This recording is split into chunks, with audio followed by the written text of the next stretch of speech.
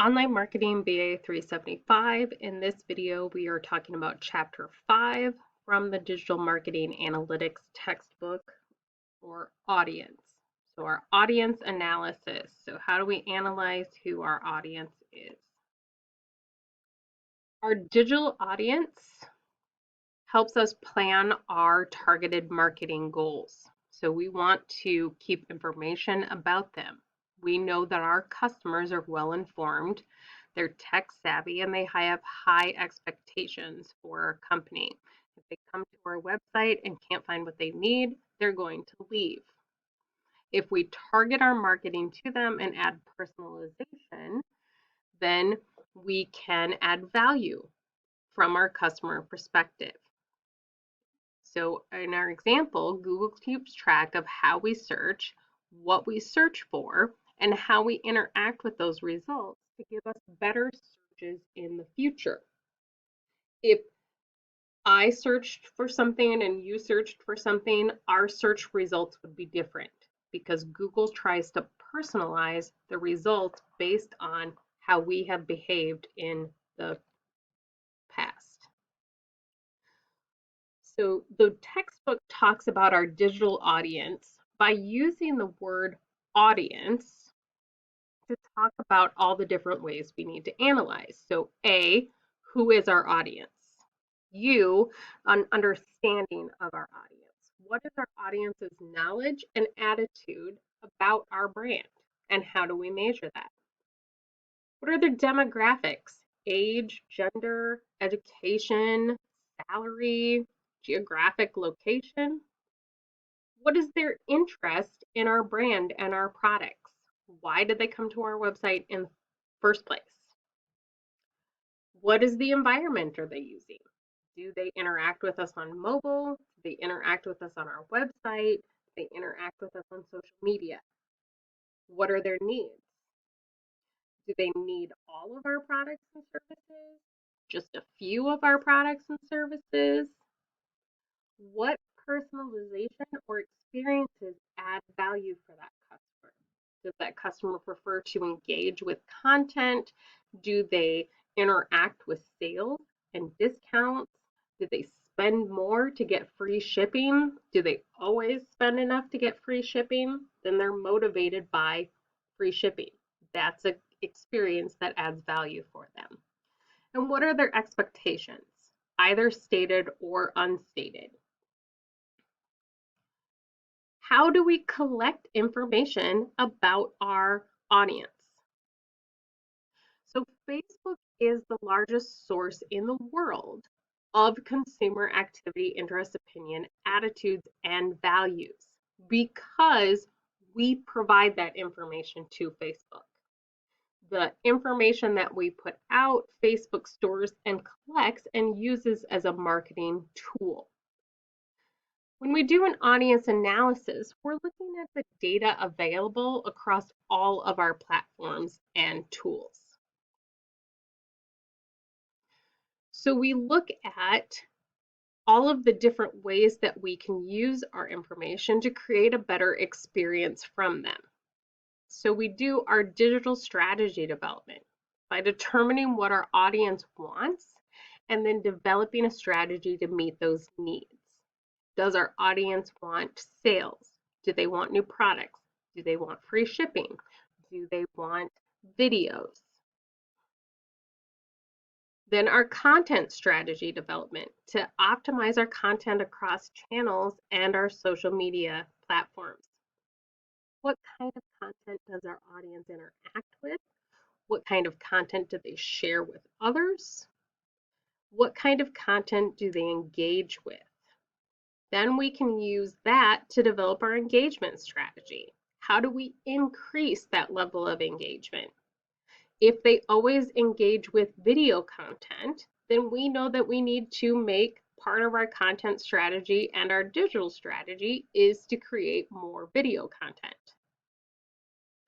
And then how our search engine optimization. So the higher customer traffic we have, the higher customer engagement we have, the higher we rank in searches. That's part of Google's algorithm. If I have more customers engaging with my content, I'm going to automatically rank higher in an organic search than a company that doesn't have a social media presence. When we look at audience use, we're also looking at their user experience or UX. Okay, so user experience, UX is a short term of that. So our design, how important for how customers use and interact with our brand. We're going to talk about UX more in the next week when we talk about web design and user experience driven web design or UX design. And then what are the unique segments of our audience? For example, do we interact with all ages, but the people under 30 are interested in different products than the people over 30? How can we collect information about our audience? So we use Google Trends, we use our keyword insight information, our SEO data, all of our data from Google Analytics. We can ask them. We can send them surveys and ask them their thoughts and opinions about our brand. We can ask them what they would think about us starting a referral program or a points program. Would they be interested in that? We can do a search. So enter a website URL into a profiling tool, and it gives us information about that website's traffic, their search volume, their visitor demographics, etc. So that's a paid analytic tool that we can use. And then we can use web analytics, such as if we use Google Analytics or Adobe Analytics on the back end of our website to collect and analyze and report data on audience activities. What's our bounce rate? How many members of our audience come and leave after seeing one page? The people that stay, how many pages did they look at before they leave? How much time did they spend on each page? All of that stuff is available in our web analytics. Other things that we can do are social listening. So remember from previous chapters that social listening is listening to what conversations are happening about our brand and where they are occurring. We can use influencers. So which individuals are responsible for driving members of our audience? If we have a referral program, which customers are referring the most people as part of that program? How is our content shared across platforms?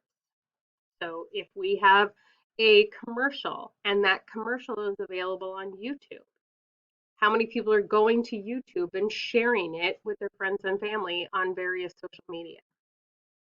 Look at this hilarious commercial. Look at this funny commercial. And then what is the social profile and activity analysis of our followers? By their location, their language, their age, how do different people interact with different content, different social media platforms, different products, different brands. When we're doing social listening, we can do what's called conversation typing. So conversation typing allows us to tag the conversation types that we care about. So not just social listening, but we can use a social listening tool to categorize conversations. So which ones are complaints, which one are feedback, which are compliments or people bragging about our brand or talking positively about our brand, which ones are product specific. So are they talking about a very specific product line? And then we can look at not only what people are saying about us and where people are saying about us, but we can see how often is that a complaint or how often is that something positive or how often is it product specific. And all of that information helps us make future plans about our digital marketing strategy. We can also look at event triggers. What type of events trigger conversations about our brand? For example, we looked in class at the event of a Super Bowl ad and how that triggered conversations about different brands. So, how does creating a Super Bowl ad and making a Super Bowl ad then influence how people look for your brand? So, do they look you up then? How does our Google search activity increase, etc.?